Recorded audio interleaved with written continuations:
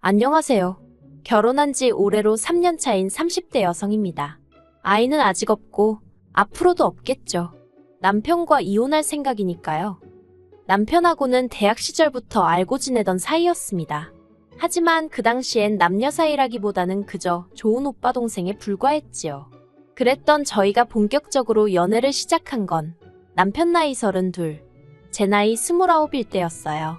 그때 저는 다니던 중소기업에서 운 좋게 대기업으로 이직을 했는데 새로운 환경에서 받는 스트레스가 상당했거든요.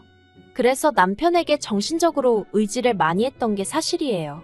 그리고 그때만 하더라도 남편은 제 말에 귀 기울여주고 저를 배려해주는 좋은 사람이었죠.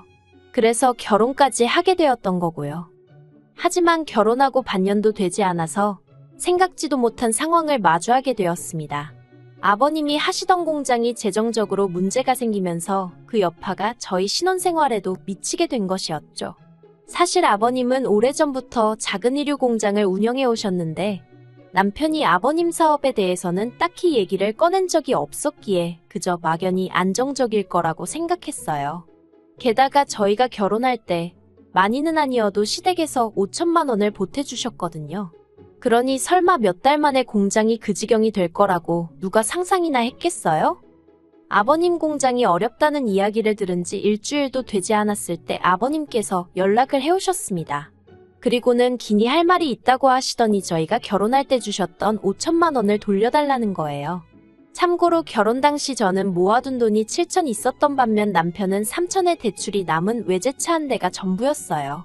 결혼 이야기는 남편이 먼저 꺼냈는데 가진 게 제 생각보다 너무 없어서 황당하더라고요.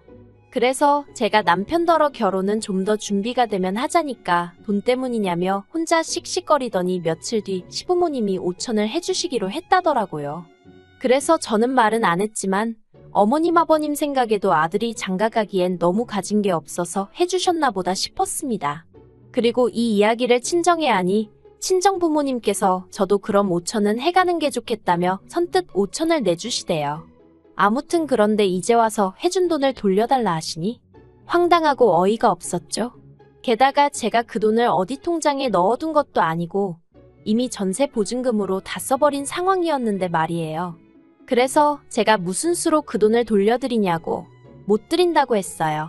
그랬더니 아버님께서 지금 시애비가 죽게 생겼다는데 못 준다는 소리가 나오냐면서 큰 소리를 내셨습니다. 제가 당시 결혼한 지 반년도 안 됐을 때였는데 시아버지 되시는 분이 목청을 높이시니 얼마나 놀랬겠어요. 그래서 그땐 제가 그 앞에서 찍소리도 못하고 남편더러 일을 어쩌면 좋냐니까 남편이란 인간이 기껏 한다는 소리가 어쩌겠냐며 이사를 하자는 겁니다.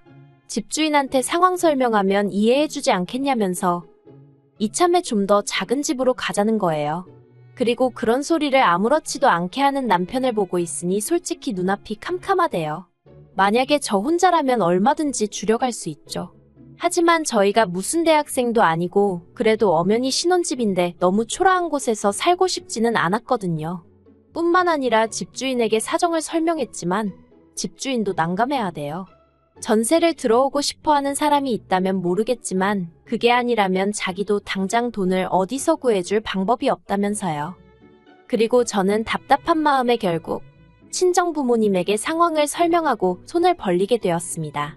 지금 생각하면 저도 참으로 철이 없었던 거죠. 하지만 그때는 친정 부모님 외에는 딱히 떠오르는 해결책이 없었어요.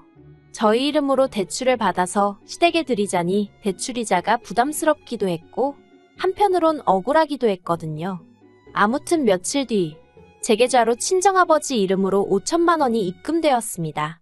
저는 솔직히 도와달라고 말씀은 드렸지만 친정아버지가 이렇게 빨리 해주실 줄은 몰랐어요. 그래서 바로 친정아버지한테 연락을 드리고 감사하다 하니 당신은 모르는 일이라며 잡아떼시는 거예요.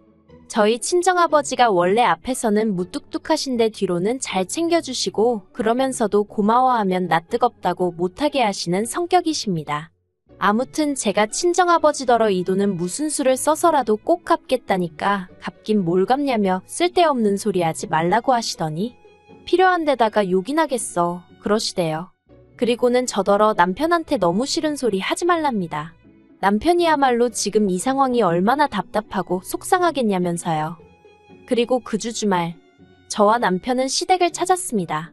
그리고 아버님께 친정아버지가 주신 5천을 드리며 이걸로 저희 결혼할 때 시댁에서 받은 건 없는 거나 마찬가지라고 딱 잘라 이야기를 했네요. 되바라져 보일 수 있겠지만 이런 이야기를 꺼낸 이유는 단순했습니다. 어머님 아버님께서 지난 몇 달 동안 5천 해주신 걸로 어지간히 생색을 내셨거든요.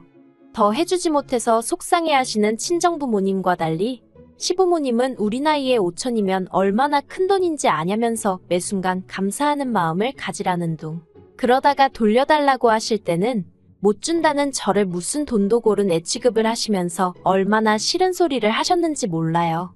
그러니 오죽하면 제가 이제 받은 거 없는 거란 소리를 대놓고 했을까요? 그리고 그런 저에게 어머님 아버님 두 분 다 별 말씀은 안 하셨지만 상당히 당황하신 눈치셨어요. 한편 시댁에 5천을 건네고 몇 달 지나지 않아 이번엔 집주인 쪽에서 먼저 연락이 왔습니다. 듣자 하니 자기 아들이 결혼을 하게 됐다면서 자기네 사정 좀 봐달라는 거예요. 그리고 저는 옳다구나 싶었습니다. 솔직히 살아보니까 여러 가지로 저희랑 안 맞는 부분이 많았거든요. 회사까지 가는 길도 교통편 자체는 나쁘지 않았는데 문제는 그 일대에 저희처럼 출근하는 사람들이 워낙 많다 보니 버스에 앉아서 간다는 건 상상도 할 수 없었고요. 그리고 집 상태도 도배를 싹 해놔서 그런지 겉에서 보기에는 깨끗하고 멀쩡해 보여요. 그런데 어찌나 여기저기서 벌레가 많이 나오던지 자려고 누우면 벽에 꼭 벌레가 기어가고 있을 것 같아서 졸리긴 한데 잠이 안 오는 거예요. 그런데 집주인한테 얘기하면 여기가 주변에 나무가 많아서 그렇다며 대신 공기가 좋지 않냐는 소리나 해대고 아무튼 그렇다 보니 그냥 하루빨리 이 집에서 나가고 싶다는 생각뿐이었는데 집주인이 먼저 계약을 깨달라고 나오니 저희로선 땡큐였어요. 그래서 저희는 결국 첫 전셋집에서 1년도 안 살고 이사를 하게 되었습니다. 그런데 남편이 저번에도 그러더니 이번에는 좀 작은 집으로 이사를 가자대요. 그래서 왜냐고 물으니 이참에 보증금 일부로 자기 차에 걸려있는 대출을 갚으려고 그런다는 거예요. 어이가 없어서 제가 남편더러 보증금에 당신 돈이 어딨다고 그걸로 당신 차에 걸려있는 대출을 갚느냐고 무안을 줘버렸어요.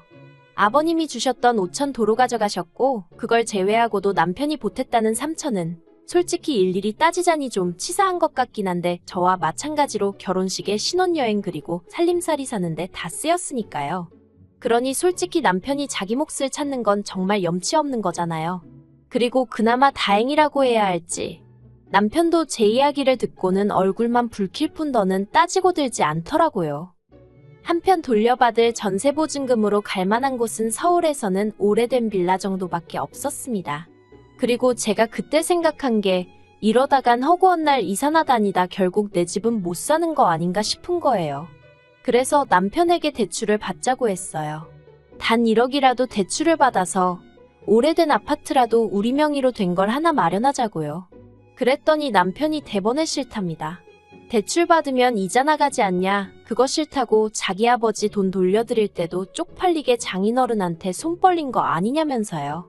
그래서 그때랑 지금이랑은 명분도 다르고 상황도 다르다고 설명을 했지만 아예 들으려고 하질 않으니 소용이 없었죠. 그리고 결국 제가 그러면 냅두라고 했어요. 어차피 보증금도 다 내 돈이나 마찬가지니 대출도 내 이름으로 받겠다고요. 그러자 이번에도 남편이 설레발을 치면서 한다는 소리가 나중에 자기한테 부부니까 같이 갚아달라는 둥 어쩐다는 둥 그런 소리 하면 안 된다는 겁니다. 그래서 제가 걱정 말라고 했어요. 당신이나 나중에 같이 안 산 걸 후회하지 말라고요.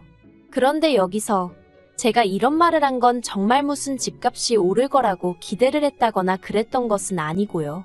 그냥 너무 신경질적으로 나오는 남편이 미워서 저도 한번 해본 소리였네요. 돌려받은 보증금에 대출까지 받아서 있는 대로 긁어모으니 대충 3억 정도 되었습니다. 그래서 그 돈으로 서울 끝자락에 있는 정말 작은 아파트를 하나 샀어요. 18평으로 방 2개 화장실 하나가 있는 빠듯한 공간이었죠. 그래도 이제 이사는 안 다녀도 된다는 생각에 기뻤고 아파트를 알아보다가 알게 된 사실이었는데 지어진 지 워낙 오래돼서 재개발이 되니마니 하는 곳이었더라고요. 그런데 제가 그렇게 싼 값에 살 수 있었던 건 원래 살던 주인이 할아버지셨는데 그렇다 보니 리모델링이고 뭐고 하나도 안 하고 30년 가까이 사셨답니다. 그러다 자식들이 다 외국으로 나가면서 같이 나가게 되셨다고 빨리 팔아야 한다는 걸 제가 운 좋게 잡았던 거고요. 아무튼 그렇게 집을 사고 인테리어는 친정아버지가 아는 분께 부탁하여 시세보다 저렴하게 해결했어요. 그리고 이제 전세도 아니고 제 명의로 된 자가였던 만큼 집들이도 했죠. 그런데 시부모님이 저희 집 현관을 들어서시면서 하시는 말씀이 이것도 집이냐고 사람을 불렀냐는 거예요. 그래도 나름대로 뿌듯한 마음으로 모신 자리였는데 첫마디가 저러니 저도 사람인데 기분이 팍 상하대요. 한 푼 보태주신 것도 없으시면서 어쩌면 말을 저렇게 하시나 싶은 게 정말이지 지금도 그때 느낀 허탈감이 얼마나 생생한지 몰라요. 하지만 제가 고작 그런 일로 이혼까지 생각하게 된 것은 결코 아닙니다. 지난 3월 저희 부부가 결혼한 지 3년째 되던 달이기도 했지요. 나름대로 우여곡절을 겪으며 벌써 3년이란 시간이 흘렀구나 싶었을 즈음이었는데 시부모님에게서 연락이 왔습니다. 할이야기가 있으니 조만간 한번 올라오시겠다고요. 그래서 주말에 오시라고 말씀을 드렸고 그러겠다 하셨어요. 그런데 그 할 말이라는 것이 기도 안 차는 것이었습니다. 아버님께서 저에게 5천만 원을 주시면서 그때 돈 잘 썼다 하시더니 이제 이 돈 돌려주니까 아파트 명의를 남편과 공동 명의로 하라는 것이었죠. 황당해서 순간 말도 안 나왔어요. 남편이 죽어도 대출은 같이 안 갚는다고 그래서 거의 2년에 가까운 시간 동안 저 혼자 대출 갚았거든요. 그리고 그나마 다행히 동네에 지하철이 들어오네. 그리고 재개발 얘기도 진척이 좀 있어서 아파트 값이 올라 그걸로 마음의 위안을 삼고 있었는데 뜬금없이 그때 5천 이제 돌려줄 테니 공동명의를 하라니 어림택도 없는 소리였지요. 그래서 제가 아버님더러 싫다고 했어요. 그러니까 아버님이 영문을 모르겠다는 표정으로 왜 싫으냐입니다. 부부면 당연히 공동명의를 하는 게 맞지. 그리고 원래대로면 이유가 뭐가 됐건 간에 서류가 오가는 건 남편 명의로 하는 게 맞는데 그나마 제 돈도 들어가 있고 하니까 공동명의 정도로 얘기를 하시는 거라나요? 정말 기도 안 차더라고요. 그래서 예전부터 하고 싶던 그 말을 결국 입 밖으로 꺼냈습니다. 이 집에 어머님 아버님 아들이 보탠 건 쥐뿔도 없다고요. 막말로 하숙생은 월세라도 내고 살지. 남편은 자기가 번 돈에서 생활비라고 얼마 딱 꺼내놓는 거 말고는 뭐 하나 기여하는 바가 없었는데 이제 와서 무슨 공동명의를 하라는 거냐 했죠. 그랬더니 저희 아버님 하시는 말씀이 너 우리 아들 차 탄 적 없냐 그러시는 거예요. 저는 20살 이후로 줄곧 서울에서 살았고 그렇다 보니 늘 서울의 대중교통을 이용해왔어요. 하지만 남편과 연애를 시작한 이후로는 데이트 코스에 따라 종종 남편 차를 타게 되었고 결혼 후에는 당연히 시댁이나 친정에 내려갈 때 남편 차를 이용했지요. 그런데 아버님 말씀이 남편 차를 얻어 탔으니까 저는 할 말이 없는 거랍니다. 그리고는 아버님이 남편을 보시더니 니 차 얘랑 공동명의로 해줘라. 알겠냐 하시대요. 저한테는 들었지? 우리 아들이 지 차에 너 공동명의 해줄 거니까 너는 아파트 공동명의 해주면 된다. 내가 돈도 준다고 하지 않냐 하시는데 진짜 무슨 사업하신다는 분이 셈을 이따위로 하시나 싶어서 오죽하면 저도 모르게 입안에 있던 주스를 뿜었다니까요. 제 입에서 나간 오렌지 주스를 어머님이 정통으로 얼굴에 맞으셨고 당연히 난리가 났어요. 어머님이 더러워 죽겠다며 저한테 일부러 그랬지 하시며 삿대질을 해대셨고 저는 그게 아니라곤 했지만 어머님의 벌개진 얼굴에 얼룩진 오렌지 과육들이 눈에 자꾸 들어와서 웃음을 참지 못했습니다. 그러자 어머님이 저더러 미친 엑스 아니냐며 아버님더러 가자고 화를 내셨고 아버님은 아버님대로 저더러 다음 주까지 공동명의해 놓으라고 안 해놓으면 5천만 원도 안 줄 거고 저희 이혼시킬 거랍니다. 그런데도 저는 끝까지 웃음이 나오려고 해서 나중엔 억지로 웃음을 참았더니 눈물이 질질 흐르더라고요. 그리고 아버님 어머님이 돌아가시고 나자 남편한테 이게 지금 말이 된다고 생각하냐고 물었어요. 그랬더니 남편이 공동명의하는 게 돈 드는 것도 아니고 뭐가 문제냐입니다. 저만 원하면 앞으로 대출금도 같이 갚겠다면서 저더러 너무 계산적으로 사는 거 보기 안 좋다대요. 그리고 한다는 말이 대신 앞으로는 차 실컷 쓰게 해줄게 하는데 제가 됐다 그랬습니다. 계산적이나마나 나는 그 5천 안 받아도 그만이고 대출도 혼자 갚아도 되고 차도 내가 한 대 뽑으면 뽑았지 공동명의할 생각 없다고 했어요.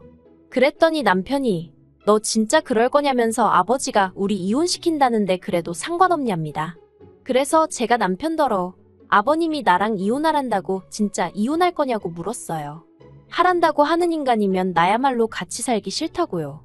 그랬더니 남편이 자기는 부모님 말씀은 거역 못한답니다. 그래서 제가 그러면 별 수 없네 하니까 남편이 저더러 이기적이라며 너무한다더니 후회 안 하냐대요. 고작 이깟 코딱지만한 아파트 때문에 이혼녀 딱지부터도 상관없냐면서요. 그래서 이깟 코딱지만한 아파트라고 해도 너보다 낫다고 해버렸어요. 그랬더니 남편이 저더러 마음대로 하라면서 지 짐 싸서 나갔습니다. 내일은 남은 짐도 다 챙겨서 이혼 서류랑 같이 시댁에 보내버리려고요.